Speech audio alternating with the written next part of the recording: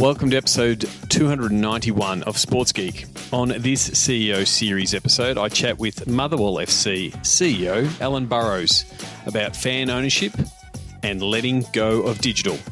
Welcome to Sports Geek, the podcast built for sports digital and sports business professionals. And now, here's your host, who is preparing a keynote to blow you away, Sean Callanan.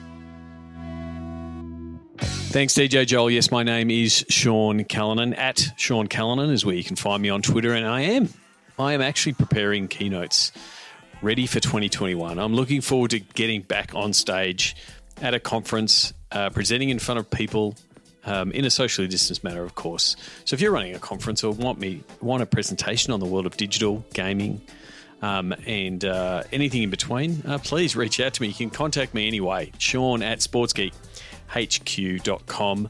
As I said, at Sean Callanan or at Sports Geek. And don't forget, you can follow my esports team, Gravitas, a little bit more about an update from Gravitas after this episode interview. Before I jump into my chat with Alan Burrows, I just want to quickly talk about the Sports Biz Zoom calls. They are now held every 2 weeks. Last week, we caught up with a few people to talk about data and sponsorship.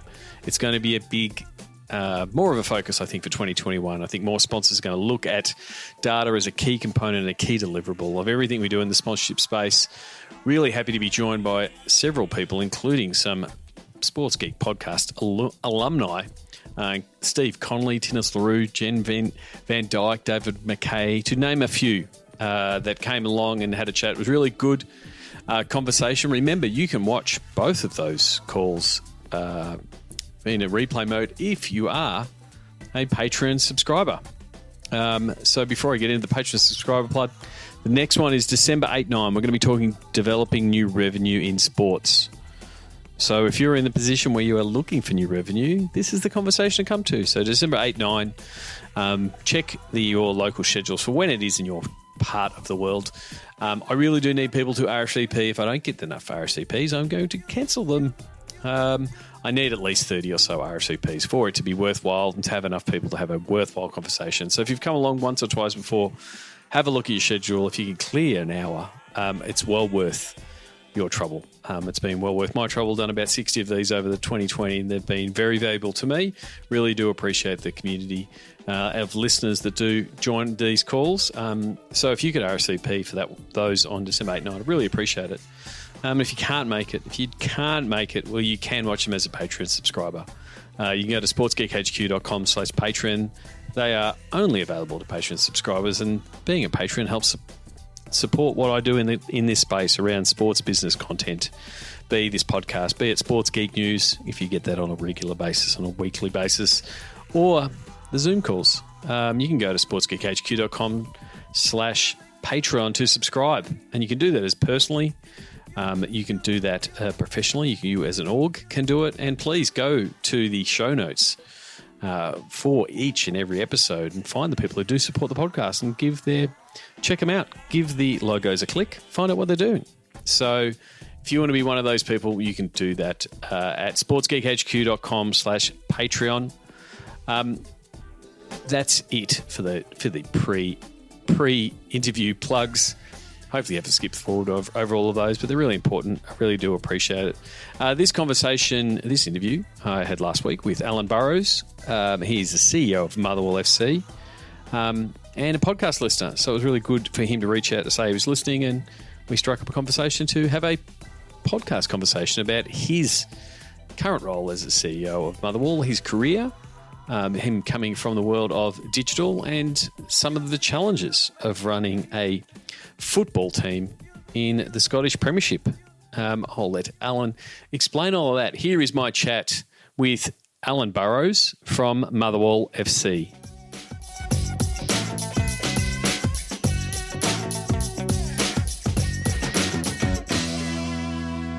Very happy to welcome Alan Burrows, the CEO of Motherwell FC, to the podcast. Alan, welcome to the podcast.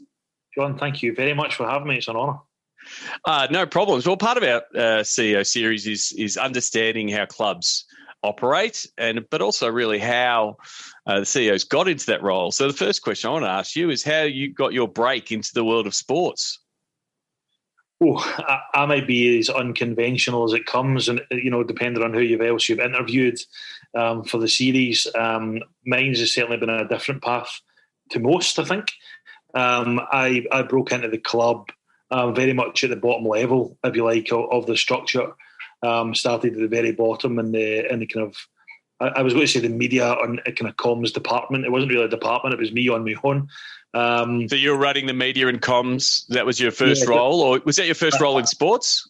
Yes, absolutely. I mean, I'd bounced about. I'd left higher education just at the turn of the millennium, and I'd bounced around a couple of roles. Nothing that was particularly inspiring. My early 20s, as a lot of people do before you find your calling. And as luck would have it, at that time, around about 2004, I was running a fans website. Okay. It was just at the kind of birth, if you like, or the kind of explosion of fan message boards.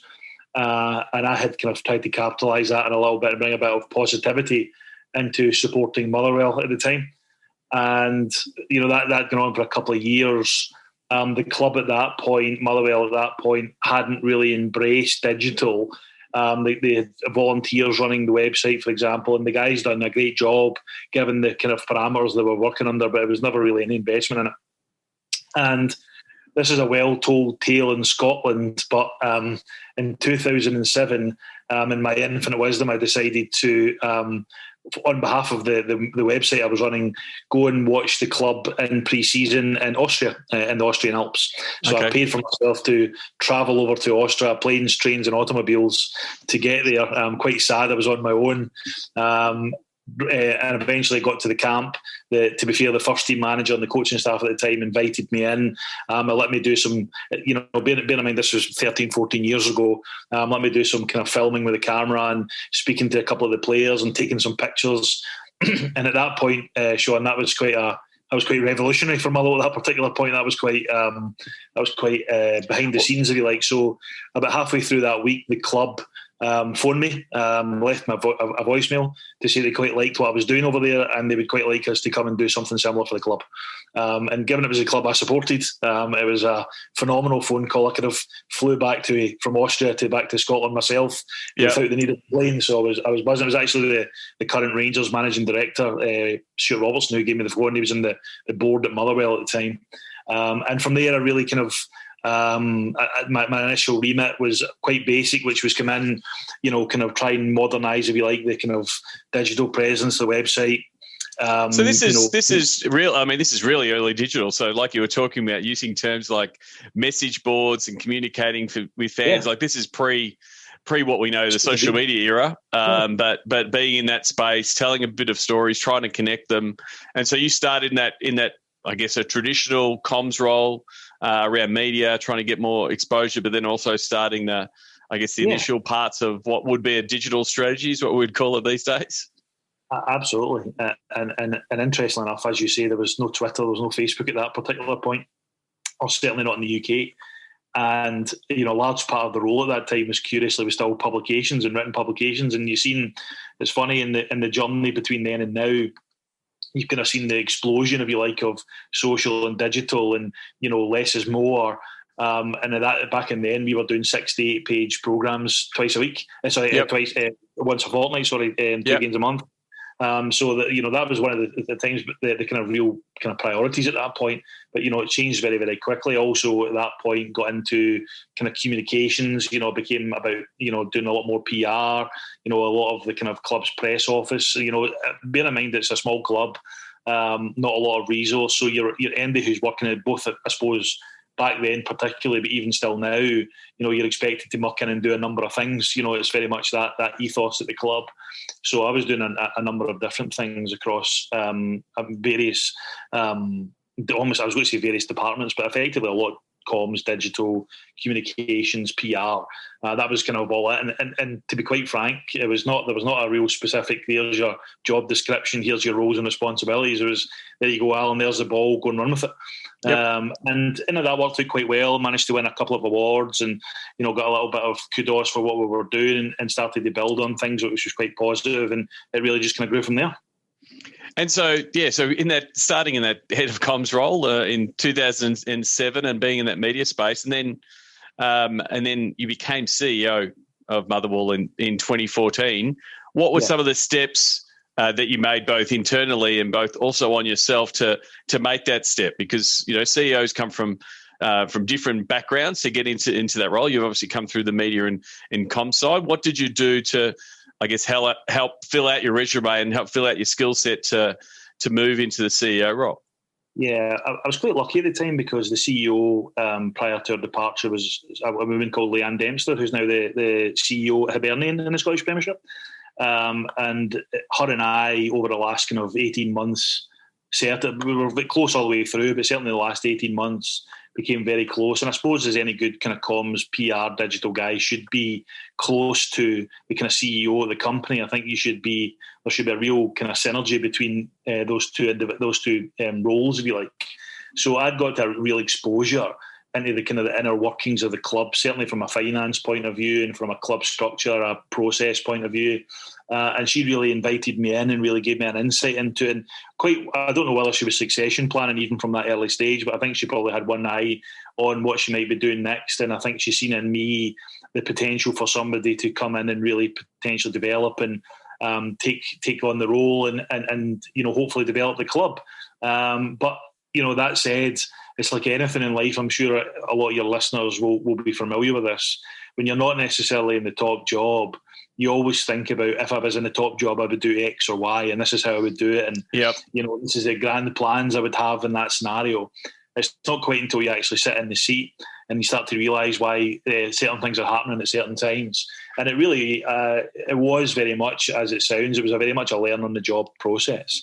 I have to happen to think that, as much as there's huge merit in higher education, and there's very much merit in all in that element, I also think that very little substitute from actually being dropped completely in the deep end and learning to live on role. As long as you've got a board of directors and a chairman, certainly in a football club parlance, who are going to be patient and help you develop.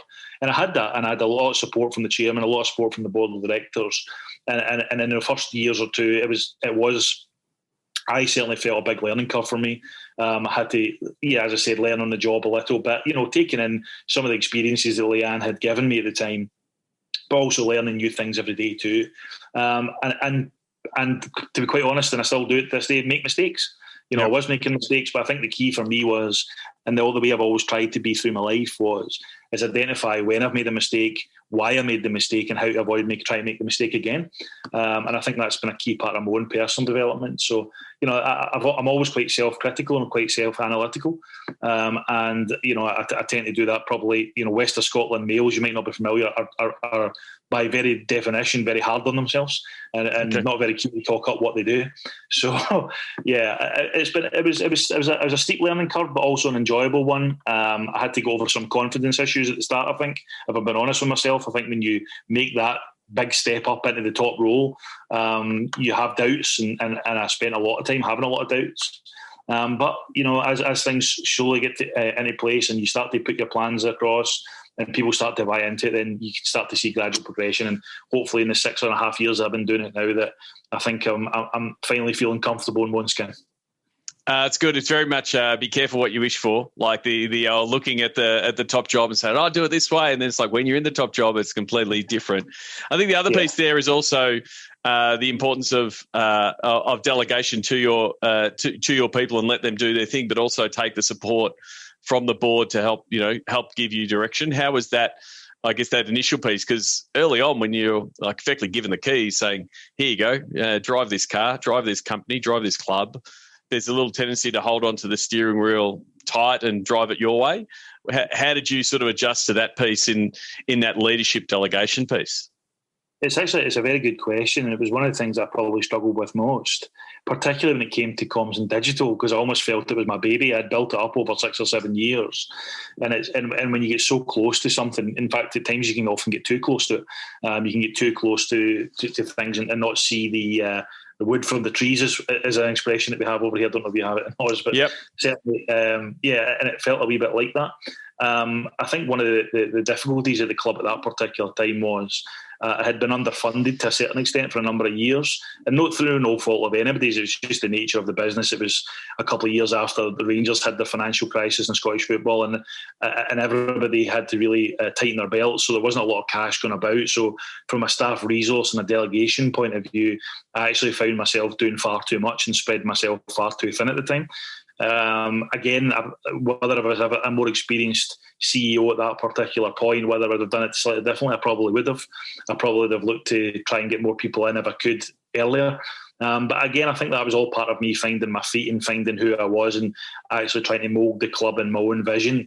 I think it took it, and that, with hindsight, it probably was a welcome problem to have. But there were many, and I don't say this lightly, there were many nights where I was still trying to run the club and do things like, for example, what I mentioned earlier. For a year or 18 months after taking the kind of top job at the club, I was still doing the match programme and doing the kind of CEO's role from 95 and genuinely starting the programme at 6 o'clock on a Tuesday night and we're doing all-nighters and staying to 4 and 5 in the morning, and I was quite very, very quickly going to burn myself into the ground if I didn't realise that I need to start prioritising what's important. And to be fair to the board at the club, they backed me by helping me improve the staff group, starting to get better people into better roles, create a better structure, a senior management structure at the club, start delegating a lot of the tasks for individual departments, and identifying key personnel to try and appoint. And I think when I look back at the 6.5 years that I had I not done that, I don't think I would have lasted this long, and I don't think we would have had some of the relative success that we've had we not identified a key staff and structure and actually trying to put people into positive positions and giving them the backing to go and do the job as well. And I think hopefully if you speak to my staff at the club, they would say that I try to give them as much support as I possibly can to do that. Yeah, I think it's really good advice. And over the last 10 to 12 years, we have seen a lot of digital folk that have been driving those channels. And you're right, it is like, I've raised this child and it's now, and in some cases these digital channels are becoming teenagers, right? And so like you've been on the tools, and then when you move into a management or a senior management and you're overseeing a team, there's a little bit of how do you do that handover? And it is a tough process. So you're not alone, but it is something that you need to be able to do if you are going to step up into those management roles, and also allow your staff to potentially make the same mistakes. Because even though you raised the child, we all admit we made mistakes. So being overly critical of staff when you handed over those channels it is a tough one. The humorous thing is my head of communications is a guy called Grant Russell, who's a terrific guy, really talented. He will be literally spitting out his coffee when he hears me saying that when I let Grant get on with it and things, because as much as I try to give him it, I still, of all the departments at the club, and I think this is, it's natural to gravitate to things that you're interested in. It's natural to gravitate to things that you're passionate about. So, Grant at my place, Grant Russell, probably gets as hard a time as any of the senior managers because I push him hard and I demand more from him, and we demand things to be slightly better. But I think he quite enjoys working in that environment too. But I think you're right. I think it is key, as much as I trust him, it is key to allow him to pave his own way, if you like.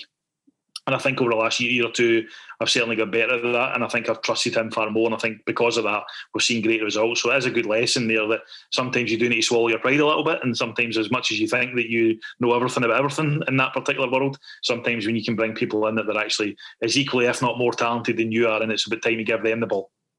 Yeah, definitely. But I guess it does show, a lot of people over the past 10 years have been trying to get the buy-in at the top level on digital, and get a voice at the table and be heard and be seen and hey, this is an important piece. And I think it's something that, one, obviously you've come from that background, so it's easier for people like Grant to communicate that. But that was also something you were working on with the previous CEO to say, hey, this is where digital is. And so it's a vital part. It's part of the game as much as you're managing the algorithm and understanding how to use the tools. There's also that internal game of helping the club and the different parts of the club understand the importance of what digital is doing. Otherwise, you're always, fighting. If you're not going to be part of that club infrastructure, but it does make that piece tough. Oh, for sure. I speak, I really like the expression on the tools. I still make a point of when I go speak to other clubs for away matches, about actually really like to speak to the people who are still on the tools. I still like to speak to the guys who used to do my role.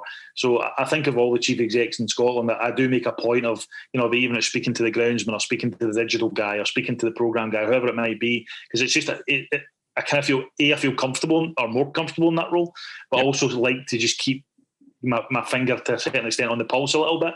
And from that, you do hear a lot of stories, particularly in the digital point of view, and particularly when COVID hits and a lot of budgets get tight and decisions at times have to be made. It's very easy for businesses to cut marketing, to cut comms, to cut digital.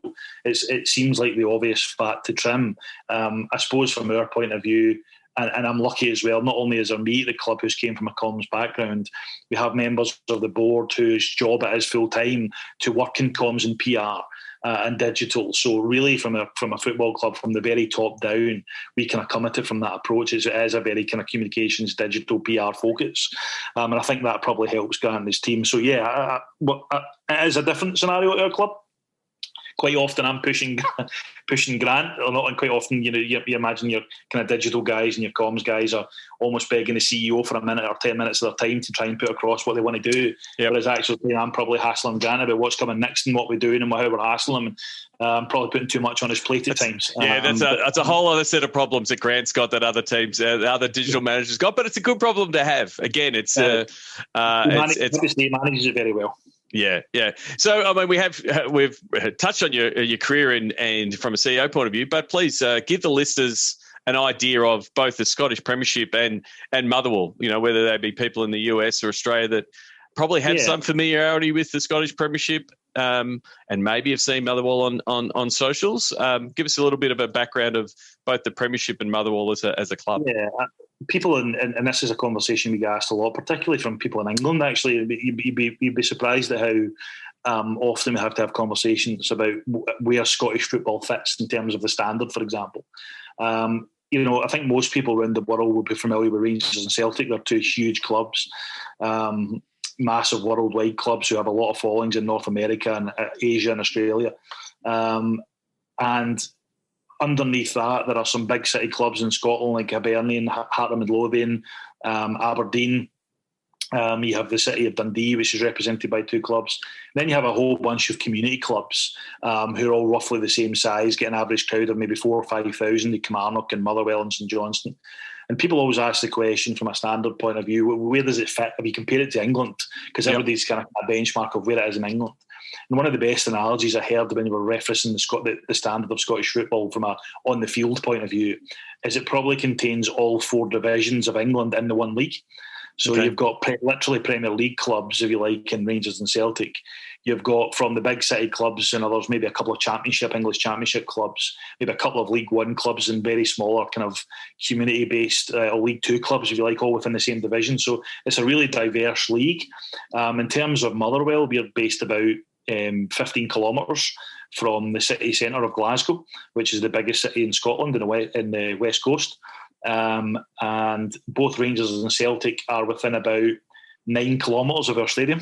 So if you imagine you've got two clubs who get attendances on a weekly basis of 60,000 and 50,000 literally on your doorstep.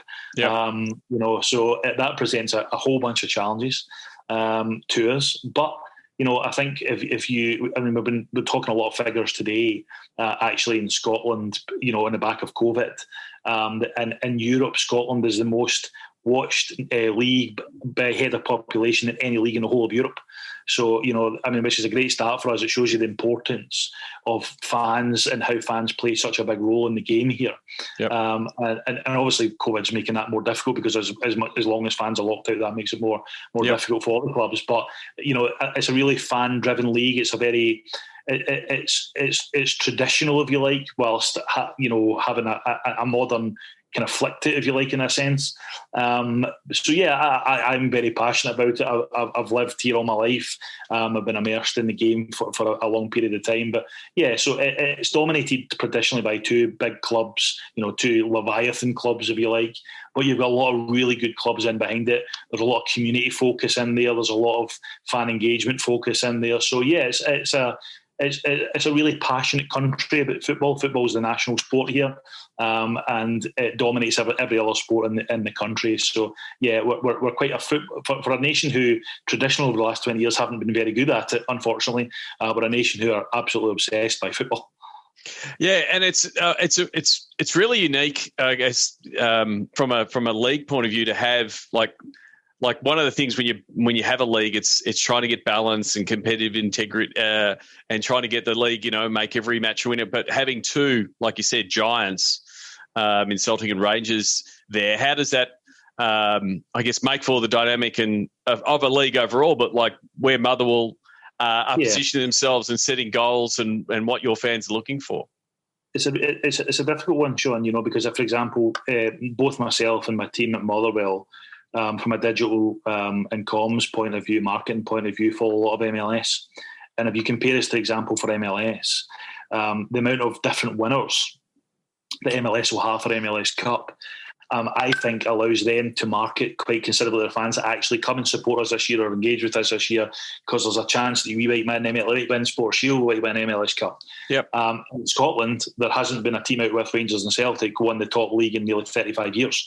Mm-hmm. So that presents a whole bunch of challenges when you're dealing commercially with how do you, because if you think of sport, as much as everybody enjoys sport, the whole essence of sport is winning and losing, really, if you think at elite level.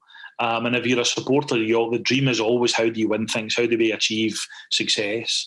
And it's a conundrum that people in Scotland have had to try and get around, certainly from the clubs out with Rangers and Celtic for a period of time, about how do you still sell what is great about this league without ever really being able to look people in the face and say, listen, we're sitting here with a genuine bona fide chance of winning the league. And that's not to sound negative. It's, to be honest, it's as honest as I can be. If you compare budgets, for example, Celtic recently played PSG in the Champions League and got quite heavily defeated by PSG.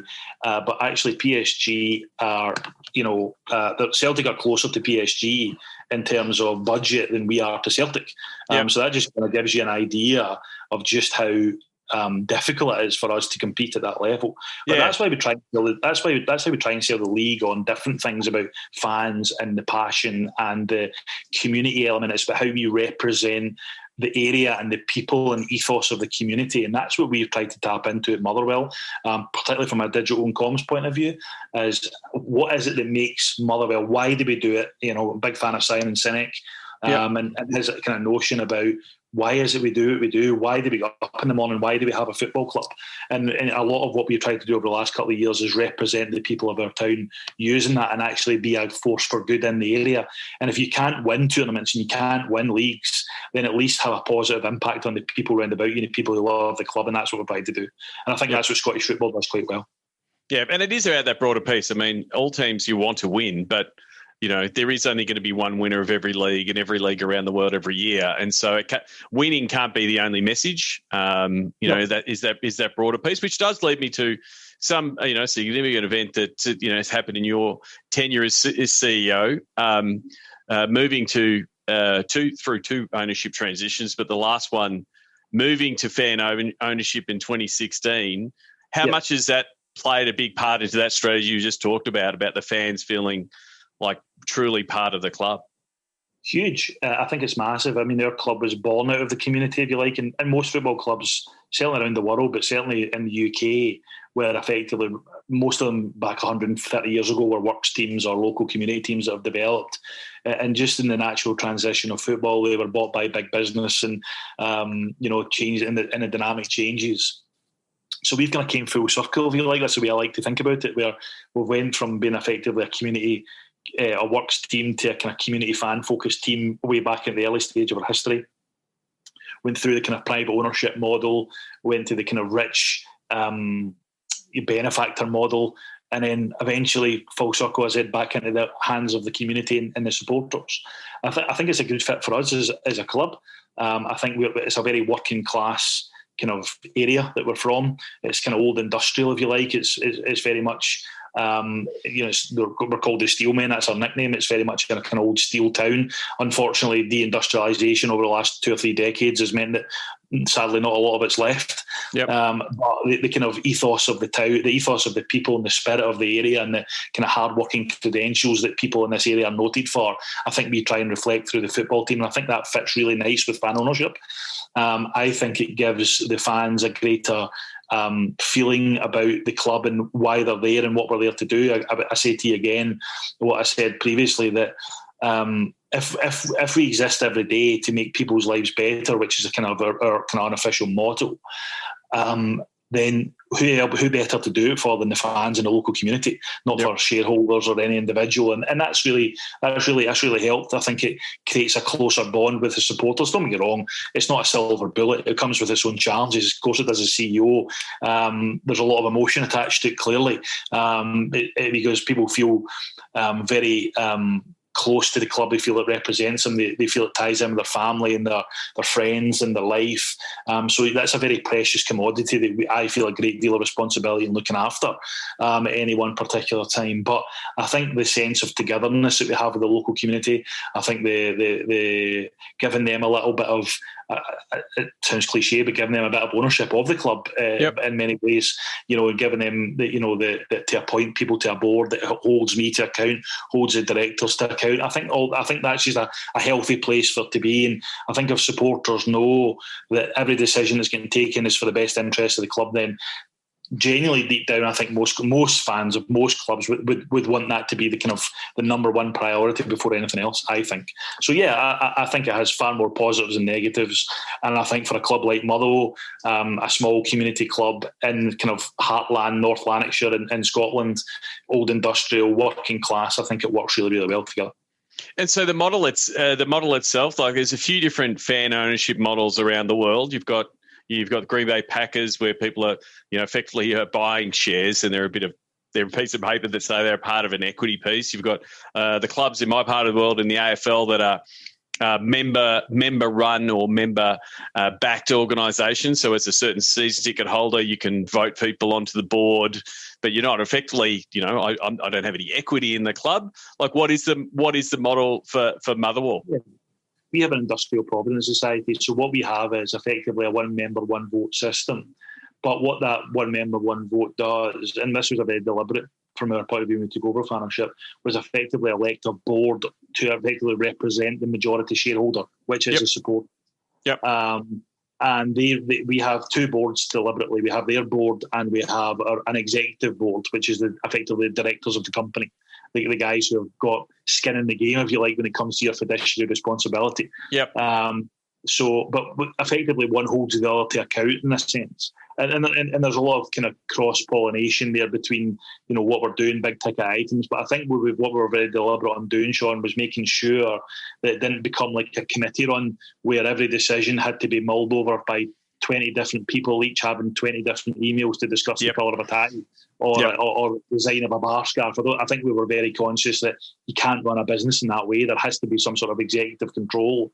And to be fair, I think the cornerstone of the success that we've had in the last 4 years, where other fan ownership models in Scotland, by the way, have failed, is because I think we have created that separation. And it's not, listen, I'm a fan of the club, and everybody who is a director of the business are dyed in the wool Motherwell for. So we're as well as being fan owned, we're also fan ran. Yeah. But I think there is an acknowledgement that there has to be a business there as well. As much as we want everything to be fan focused and fan centric, I think there's also a P&L, there's also a balance sheet, there's also a cash flow. And all those things have to be monitored closely every day. And I have to have the ability to be nimble, particularly through crises like COVID, for example. Yep. I need to be able to make decisions. And thankfully, I not only have a board of directors, but I have a Welsh Society, which is the name of the fan group, the Welsh Society board, who I think are very conscious of that. And we try and involve them. Listen, could it be better in areas? Of course, it can always be better. But I think generally we've managed to crack it really well. In terms of the other model, what we ask fans to do is they put in a monthly contribution. And that raises an annual fee every year, and the society then will work with us to, make it maybe be capital investment projects. It might be in any one year, if it's a cash flow's tight, they might just put a working capital investment in there just to tide us over if needs be. So that's how it kind of works, and that over the period has generated 7 figures for the football club.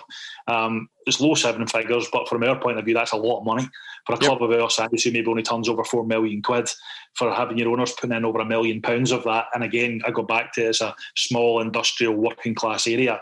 That's been a very healthy return from our point of view. And again, I just think it gives fans that feeling of that they're contributing over and above their season ticket and their shirt and their, whatever it might be, they might buy their programme or whatever they might buy in a match. They also feel emotionally invested because they're also putting in their £10 a month or their £15 a month.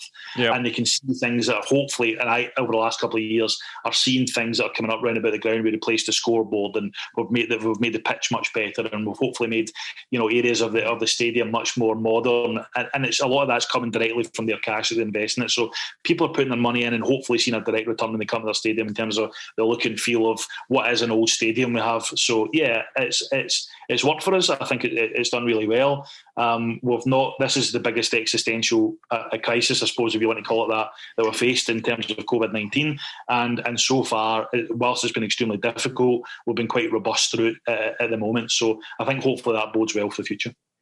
Yeah, definitely. I think that piece of the, you're already tapping into that tribal nature of fandom, and that's why you're a fan. But then you're adding this intrinsic value of, your season ticket with this option and being that signing up is actually helping the club. And that piece, whether it is financial, but also you can influence the decision. Don't be the guy in the pub that's there with their beer complaining about things. Be part of the solution, and it becomes an easier sell for you from your season ticket point of view.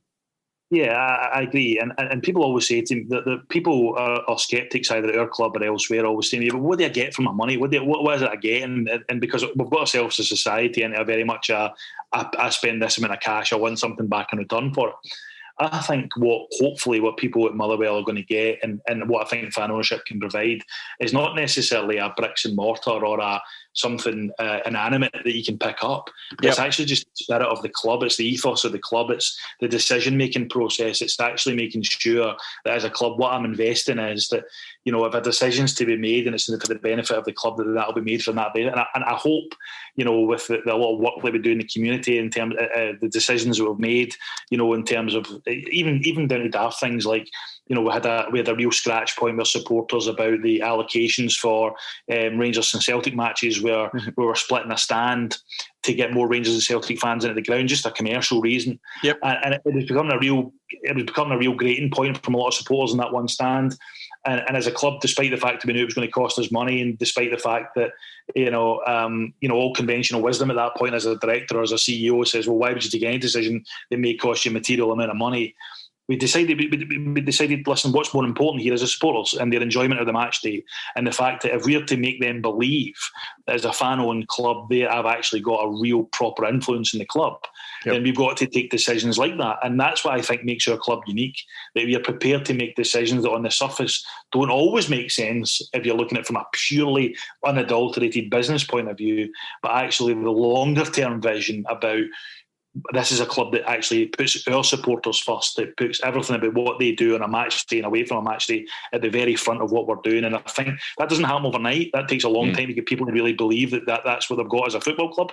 And I think, both in terms of how we communicate through digital comms, which I think is absolutely critical in that, and the decisions that we make, hopefully over the period of 4 or 5 years or 4 years since fan ownership, I think a lot of our fans, despite the fact that our form on the pitch has fluctuated from being 2 cup finals in Europe down to the other end where we've been scraping at the bottom. Yep. Because that's the nature of the beast of a club like Motherwell. I think most fans have stayed at a fairly kind of even level, and I think that's one of the key successes that I take from it, because to achieve that at a football club is very hard. Yeah, and and I do talk about it a lot on the podcast. I think the AFL here, the Australian rules do it really well, and they really pushed in really hard on membership to a point that 15, 20 years ago there was 25,000 members. And now we've got clubs with, approaching 100,000 members, and it obviously at different levels. but it's also got to a point now, and I've talked about a lot, that it's at guilt level marketing. It's like when you're a member and you find someone else who says they're a fan or a supporter, the fan goes, well, why aren't you a member? You should be, if you're a real supporter of the club, then you should be a member. And so they become a real powerful marketing force for you. If you've got to that point, you've cracked it.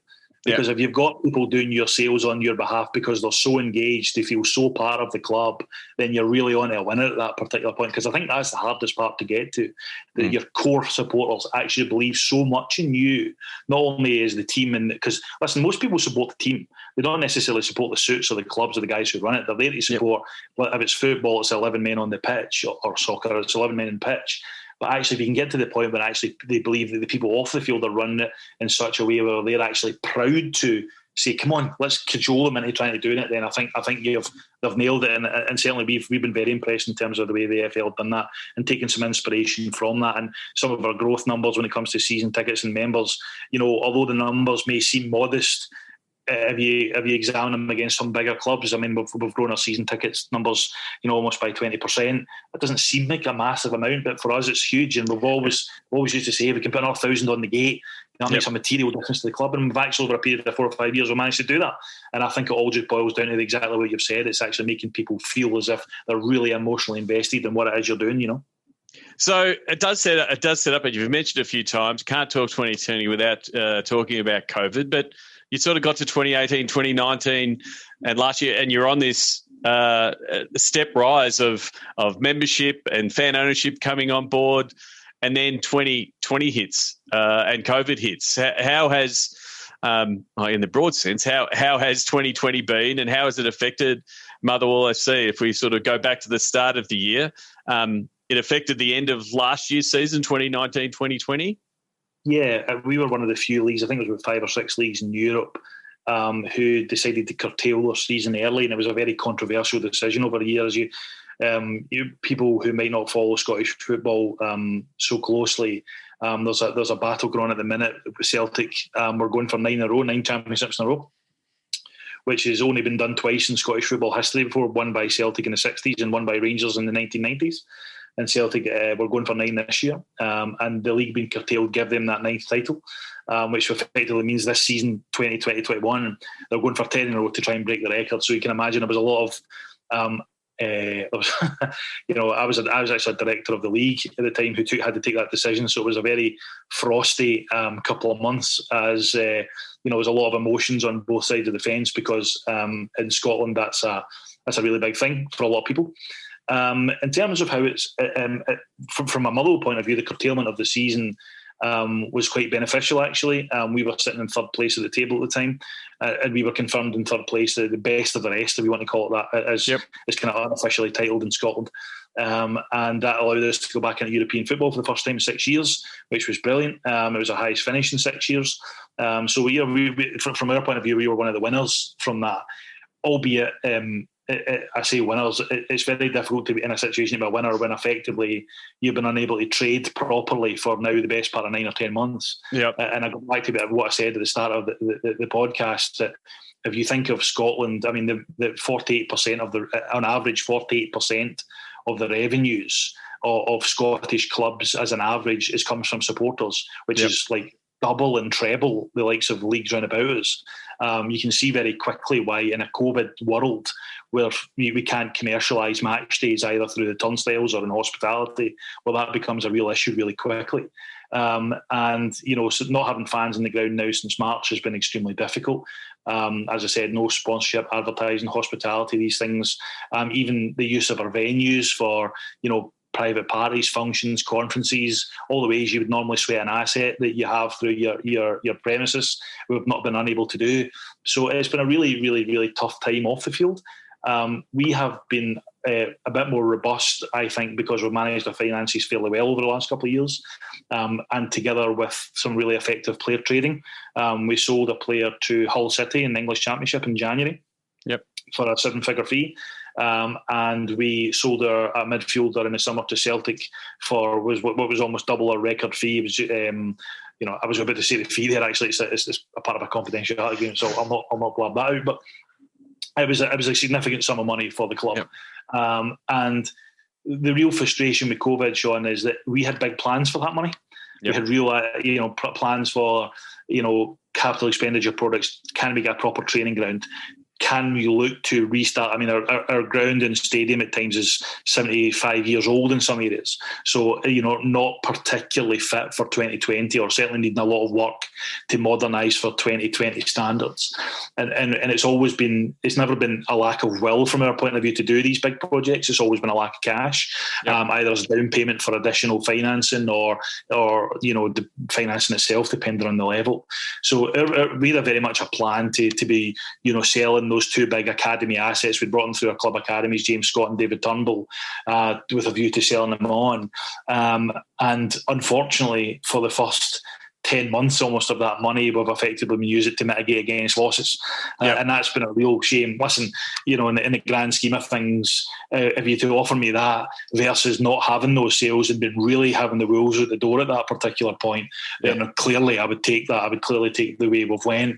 It's one of those kind of frustrations that we've got, that and just at the time we were feeling as if this is how we take a club to the next level. This is how we, when we first come into the club in fan ownership, we had over 2 million of external debt. We wiped it out. We paid everything back. We had done a lot of the things that we had to do in terms of the safety of the ground. We'd really got ourselves to a level where we felt we were about to kick on, and then COVID hit. And it's effectively back in the trenches, unfortunately, for a lot. And that's the way it is at the moment for clubs. It's very much in the trenches. There's been some good news just recently in terms of in England, albeit it's governed differently from Scotland, but in England there seems to be now a look to gradual return to fans in the stadium, and hopefully by the time people listen to this, we'll have some pathway back to a more normal, I would consider normal trading situation that we have in the club, because at the moment we are losing a significant amount of revenue through lack of trading in various different areas on and off the pitch. And that can only go for so long, not only for my club but other clubs in Scotland, before it really starts to become extremely serious. Yeah, I mean, it is a lot of leagues around the world that aren't completely powered by the TV money, that that you can get away, like when a big chunk of your revenue is from in-stadium tickets, hospitality, and everything surrounding it. Those leagues have had to be nimble to try to find a space where that works, because the playing the games and getting some TV money doesn't really cover a lot of the bills. I did want to sorry, go. It's interesting. I'm going to say that this is one of the few times, I suppose, in COVID where it actually helps to be a slightly smaller club, naturally, because naturally your cost base is lower. Everybody's revenue almost reverts down to almost nothing, taking away TV differences. And if everybody's at nothing, the people whose costs are the highest hit the ground hardest. So actually in many situations, that's why we look at the English Championship for a minute. I think they're under huge pressure, because a lot of clubs down there are spending huge amounts of money to try and get to the promised land of the Premier League, cut away the TV, cut away the match day revenues, which a lot of them survive on, and they're really up against it. So actually, for very once, but a kind of small, modest club actually can work to your benefit. Yeah. Well, it's much easier to make yourself a smaller target if you're small to begin with, is pretty much what you're saying. I want to concentrate on a couple of initiatives you have rolled out in the last couple of months. Obviously, there's only a few things you can do with no matches being played and no fans available. You shared the suicide prevention messages now on the club sleeves as an initiative. Was that born out of COVID? Was it something that you were working on prior to? Did it accelerate around this period? Because obviously it's been a tough time for mental health, over 2020 overall. Yeah, it's been something the club have been immersed in now for probably about 10 years, Sean. We've been having, unfortunately, in West Central Scotland, their own pandemic that's not had much media attention, and unfortunately is suicide. A huge, massive problem in our area, particularly in Motherwell. I estimated, not this calendar year, but last calendar year, we may have lost anything between 30 and 40 young men who committed suicide just in our small support group, which is a massive issue. So it's something we tackled. It initially kind of arrived, unfortunately, a door, at the 2009-10, where one of our ex-players, a guy called Paul McGrillen, took his own life. It then became really personal to the club when we had members of staff and their direct family, unfortunately, commit suicide. So from then on in, we really seen it as a cause that we wanted to very much get behind and shine a torch on, because unfortunately, even in 2020, it's still a massive taboo. So what I decided to do, that's not true. Not I decided that makes it mean as if I've got the kind of driving it. Is what we as a club decided to do, both my predecessors and I, was to really use our platform. And I think that's the key point here. It's use our platform to actually do a force for good in the local community, in the local area, with an issue that is really impacting in the local community, in the local area. And I think that's one of the things, talking about what Motherwell Football Club, and particularly going back to being fan-owned and what the things you can do, is one of the things that I'm extremely conscious of. I mentioned deindustrialisation in the local area. Motherwell Football Club are probably one of the oldest, most established businesses in the whole community. Most of the old steelworks, most of the old heavy industry, the coal mines are all gone. We're still here. And I believe we're a pillar of the local area. I think we've got to the point where we've actually got an obligation to use our platform to actually shine a light on these topics. So as well as having the suicide prevention message on our strip, and as well as having the helpline numbers signposted round about the ground and in the matchday programme and on the scoreboard every week, we also use digital and comms, really heavily in this area. We've done a Christmas ad last year, and instead of the usual Christmas ad that football clubs normally do, which is sell your products and tell everybody how wonderful it is to buy a scarf or a teddy bear or a ball, we actually done a video that highlighted suicide. And because at this particular time of year, it's a bigger problem. We're doing it again in 2020. In fact, we've been more ambitious again in terms of the size and the scale of the advert and the impact that's going to have. But we've done a number of viral videos. For example, we've used our first team players to talk directly down to the camera, down the barrel of the camera. And I hope to actually directly communicate with people in our area. And I think that went viral, got 500,000 or 1 million hits just on Twitter alone, or views on Twitter alone. We've done other ones. We've interviewed the wife of the player, Paul McGrillen, who passed away, and tried to tell her story. So it just goes back to what I said in terms of it's an issue that's really important to us. It's an issue that's really important to the club in the area. But I think football clubs, and when people talk about football clubs, quite often at the very top level, it's hard to even imagine it's just a regular punter about what, how far away it is removed from the general everyday fan. But I think at clubs like Motherwell, which are community focused, that serve and exist for the supporters, I think we really have an opportunity to get into people's lives, suicide, traditionally men 16 to 40, hardest target group to reach. Football clubs, if you look at our demographics, Sean, it's males, it's 16 to 40, it's exactly who we've got. So therefore, we've got to talk about those issues, and it's something that I'm extremely passionate about. It's something the club are extremely passionate about, and will continue to shine a light, despite the fact that it's a taboo, and despite the fact that I'm conscious that people go to the football at times to forget their problems and live their life and have fun and have a drink and have a beer with their mates. But I also think there is a space for us there to put those issues there without overburdening people, without battering people over it with it all the time. But I think we can be there in that space, using our platforms. And we've had living examples, and I say living deliberately. We've had living examples of people who have actually told us that the club's messaging, the signposting, the kind of awareness that we've done has actually genuinely saved people's lives. When people have been at the point where they feel as if they're going to do something that's irreversible, they've thought back to the helpline for the club, or something's inspired them to pick up the phone and get help. And I've always said to everybody, if we've done that for one person, and we've saved one person, then every video, every ad, every sponsored board, every strip sponsor, everything we've ever done is worth it just for that one person, because how much value do you place in someone's life? So exactly, like you just said, the ability for football teams and sports teams overall to use the platform, for a message that needs discussing and needs to be normalised to be able to discuss it. And you're right, it is, here we are, two blokes of an age that need to talk about these kind of things, and football clubs can do that. I think I find the way they've used the platform is very similar to the way Paul Rogers and the AS Roma guys did around the missing children. Again, using your platform as part of what you're doing, and in their case, is doing the signings, but it also spreads this message, and saving lives is a terrific outcome. I think what's really interesting as well is every club is from a different area, which will have a different dynamic. It'll have a different issue. It's not. Listen, suicide's a problem all over the world, but in Motherwell, in Motherwell, West Central Scotland, it's a really big issue. So what I think is we're passionate about that subject. It's not just to say, because we get approached, as you can imagine, football clubs get approached on a daily basis, particularly as charities are getting squeezed as the economic world gets tighter. Charities get squeezed, they're begging for help. So football clubs could spend every single day picking charities and causes that they want. What we do it actually, and this is, I don't know if this makes us different. I don't think it does. We're not particularly special, but what it's really proud of is we actually do it not because we feel as if we have to do it and it makes a nice line on the CSR report at the end of the year.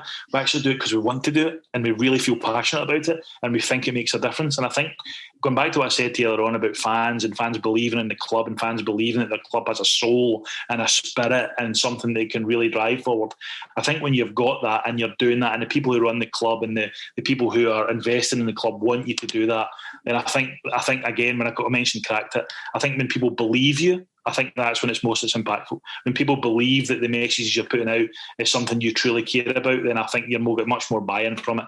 And I think when it comes to the anti-suicide message, we have that. I think people believe that the club care about it. I think people believe the club are genuine about it. And I think because of that, we get far more buy-in and success for that. And even daft things like we've done anonymous Zoom calls through this period in COVID. You mentioned how much COVID's impacted. We've got experts in and we've said to fans, listen, turn your camera off in Zoom. Don't just listen to what people have got to say. So if you're feeling it, you can anonymise your name. And it's just, we're putting out those kind of Zoom through our community trust. They've done brilliant work in doing that sort of thing and try to help people through this particular time. And we'll only crank that up because, as you said, unfortunately, COVID-19 and the stresses of lockdowns and restrictions on movement and seeing families is only going to do it. And I think I read a stat the other day in the UK that it's 200% increase in suicide. So we need to double down our efforts to do it, and we will do that. Terrific, Alan. We could keep talking about the different initiatives. There's some great stuff that you've been doing in the content space. I do suggest that people should be checking out the Inside Motherwell series on YouTube to get a bit of behind the scenes. Come a long way from potentially what you were doing 14 years ago when you were capturing some video, but effectively get you a bit of understanding about what is happening at Motherwell. I want to finish, Alan, with the Sports Geek closing five. Do you remember the first sports event you ever attended? Yes, unfortunately it's not going to be very interesting. It was a Motherwell game. It was 1986. It was St Mirren. We won the game 3-1. Apparently, I can't remember anything about it because I was 4. But apparently, according to my father, who tells me that I was a lucky mascot in my first game, he managed to win that game. So, like I said, being from West Central Scotland, it's football. And what's your favourite food or your go-to food at a sports event? I'm hoping this Zoom call isn't going to be broadcast as a video because everybody will take a look at me and think favourite food. It might be actually better to narrow it down what you don't like to eat at a football match. It's funny, I've came a long way because I used to be the guy who would have in Scotland we would call it a pie and a bovril, which might not mean it's a kind of a meat drink and a pie, a pastry and a kind of a beef dish. That makes it sound a lot posher than it actually is. And then I've progressed all the way through the prawn sandwich brigade in the boardrooms and things, but no, I'm going to stick as a traditional football fan in Scotland. I'll stick to a pie and a bovril, and people might need to Google that to find out what that is. Okay. Well, I have a pie with sauce. I know what a bovril is, but I don't think I've had bovril before. What's the first app you open in the morning? Twitter. Twitter. Yeah, I'm quite big on Twitter. It's interesting, initially for most people on Twitter use it primarily for a news feed, what's happening, keep updating the world. Obviously, algorithms with Twitter are changing. It's now serving up content that you like to see, but it's still my go-to app first thing in the morning, quickly followed by Instagram. Terrific. Is there someone that you follow that you suggest that podcast listeners should follow, whether they be someone on Twitter or potentially an author or someone else you follow? Yeah, I'll tell you somebody you should follow, and I'm going to be selfish because he works for Motherwell, is Grant Russell. Grant is our head of comms, a super, super talented guy. And if you search for him on LinkedIn, actually, he often does a lot of kind of articles on there and talking about what we're doing at Motherwell and the way we're trying to tell stories. And I actually think it's really quite revolutionary. A lot of things we're trying to do in Scotland is taken away from very traditional comms into a very much more modern 2020 vision. So yeah, Grant Russell. So it's Grant Russell _ on Twitter. Check him out. I always joke he somehow got 36,200 followers on Twitter because he used to be quite a popular journalist here in Scotland. Yep. And I always used to joke with him that Twitter are going to oust him one day, and for all the fans that he's actually bought on Twitter. I have that banter with him quite often. He doesn't believe me, but yeah, check Grant out. He's really worth it because it's not just Motherwell content on there. I think he shares a lot of industry content that I think would be really helpful for people, particularly through his LinkedIn as well. Terrific. Well, we'll put links to Grant's to Grant in the show notes. Lastly, and you might have spoiled it, which is fine. What social media platform is your MVP? And you can answer it personally, but also potentially what platform is working best for Motherwell? It's funny when I thought about the question. Twitter's mine personally. But if you actually look at a lot of the growth, and we monitor this to the nth degree, we review it, we spend a lot of money on digital monitoring. Instagram is flying for us at the moment. I mean, the growth in Instagram is actually more than Twitter, Facebook, and YouTube combined in terms of percentages. So Instagram's going through the roof. It's going to be interesting to see how Fleets does on Twitter as now everybody kind of buys into this kind of stories. Everyone's doing stories. I did see the random guy holding up cardboard sign saying, "Not every app needs stories." I tend to agree, but it has been interesting seeing, I guess, sports teams adapt to Twitter Fleets and whether they're going to be a thing. It's really interesting, Sean, because I've been following a lot of Scottish clubs just to see what they're doing initially, and this is inevitable in the early stages. A lot of it's just migration from Instagram stories just banked on Twitter, which I think probably it's an obvious first thing to do.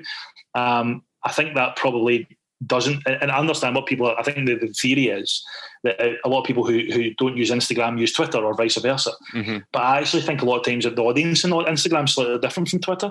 So I think clubs like us and other clubs are going to have to understand you've got stories on Instagram, and how is that relevant? How do the users interact with the stories on Twitter, on Instagram, and how are they going to do that on Twitter, particularly as the platform's much different?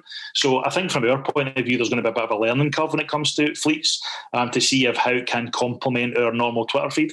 We've not quite, and I think Grant and I would accept this, we've not quite mastered from an Instagram point of view how we can really get the best out of Instagram stories. So that's something that we'll develop over the course of the year.